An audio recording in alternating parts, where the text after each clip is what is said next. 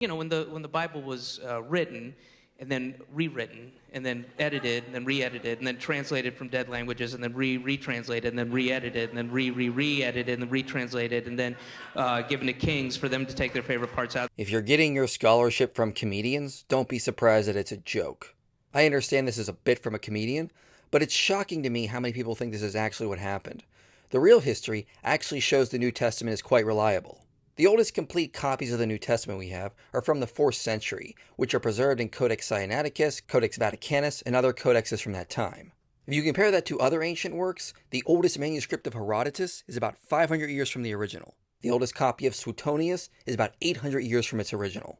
As the scholar Dan Wallace has said, if you think the New Testament is unreliable because the oldest manuscripts are too far from the originals, then we'd have to throw out all other ancient works by that same standard. Moreover, it's not like the original manuscripts of the New Testament stopped existing in the 1st century. Tertullian, writing around 200 AD, says that many of the authentic writings were still in existence, and the Latin word for authentic can be used to mean original. Even if he did not mean the original writings were still in existence in his time, it still shows us that the works of the apostles were being held in high regard. Also, the manuscript P75 dates to around the same time. It contains large sections of the books of Luke and John. The scholars Dan Wallace and Darrell Bach note that P75 and Codex Vaticanus are from the same family of manuscripts, and they are among the most accurate manuscripts today. But Codex Vaticanus is not using P75 as one of its sources. Instead, it's using an ancestor of P75. So as Bach and Wallace say, the combination of these two manuscripts in a particular reading must surely go back to the very beginning of the 2nd century. In other words, we have strong evidence the readings in this manuscript tradition date to before the time that Tertullian said the authentic writings are still around.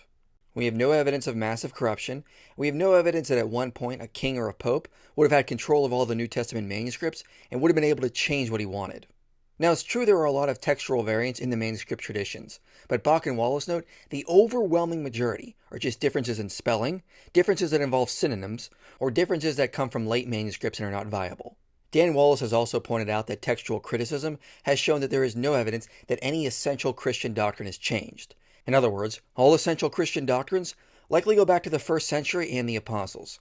Now, there's a lot more I could cover. I've only scratched the surface. But when we look at the actual evidence, we can see the New Testament is quite reliable.